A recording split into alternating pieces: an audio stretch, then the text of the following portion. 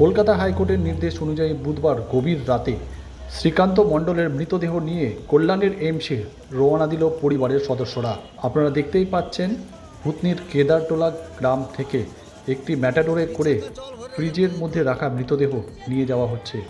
সেখানে উপস্থিত রয়েছেন দক্ষিণ মালদা বিজেপির সাধারণ সম্পাদক গৌরচন্দ্র মণ্ডল। এছাড়াও উপস্থিত রয়েছেন পরিবারের সদস্য, গ্রামবাসী এবং পুলিশ আধিকারিকরা। তাদের উপস্থিতিতেই এই মৃতদেহ নিয়ে যাওয়া হচ্ছে কল্যাণের এইমসের উদ্দেশ্যে। কলকাতা হাইকোর্টের নির্দেশ অনুযায়ী বৃহস্পতিবার দুপুর 1টা নাগাদ শ্রীকান্তের মৃতদেহ পুনরায় ময়নাতদন্ত করা হবে। এই ময়নাতদন্তের পর প্রথম ময়নাতদন্ত এবং দ্বিতীয় ময়নাতদন্তের রিপোর্টে কোনো তফাৎ রয়েছে কিনা সেই বিষয়টিও দেখবেন উচ্চ আদালত।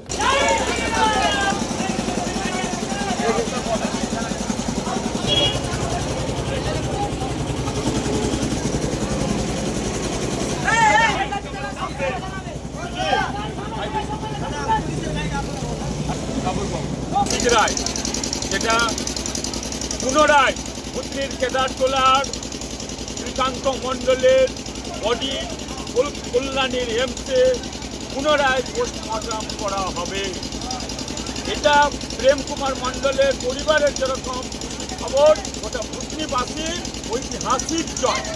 আমরা ওর বাড়ির পাশে ছিলাম, পরিবারের পাশে ছিলাম, ওটা ভূতনিবাসীর পাশে ছিলাম। যতক্ষণ এর সুবিচার না পায় ততক্ষণ পরিবারের পাশে আছি। আজকে পুলিশ তত্ত্বাবধানে এই ভূতনির কেদারটোলা থেকে শ্রীকান্ত মণ্ডলের বডি এইমসের উদ্দেশ্যে রওনা হবে এবং সেখানে তার পরিবারের পাশে এবং গোটা ভূতনিবাসীর সাথে থেকে তাকে সহযোগিতা করা, উৎসাহ জোগানো যে এর শ্রীকান্ত মণ্ডল আত্মার যেরকম শান্তি পাবে, পাশাপাশি শ্রীকান্ত মণ্ডলের বাবা অর্থাৎ প্রেম কুমার মণ্ডলের পরিবার তার সুবিচার পাবে, গোটা ভূতনিবাসীর সুবিচার পাবে। যে এই সরকার কীভাবে মানুষের সঙ্গে প্রতারণা করছে, এই সরকারের চুটির কাটা পুলিশ এখনো পর্যন্ত ওথরা এই কেসের যেখানে রোজমারি মিশনারি স্কুলে মারা গেছে তাকে অ্যারেস্ট করা হয়নি, এই কেসের তদন্ত করতে পারত এবং পোস্টমর্টম রিপোর্টের উপরে আস্থা না থাকার জন্য তারা হাইকোর্টে দ্বারস্থ হয়েছিল। আর কলকাতা হাইকোর্ট তাদের একটা ঐতিহাসিক রায় দেয় যে পুনরায় এই কেদারটোলার শ্রীকান্ত মণ্ডলের বডি কল্যাণী এইমসে তার পুনরায় পোস্টমর্টম হবে এবং এর উপরে নির্ভর করবে বাকি তদন্তগুলো। আশা আছে যে তার পরিবার পূর্ণাঙ্গ তদন্ত বিচার পাবে, সুবিচার পাবে। Bureau news Bangla Times.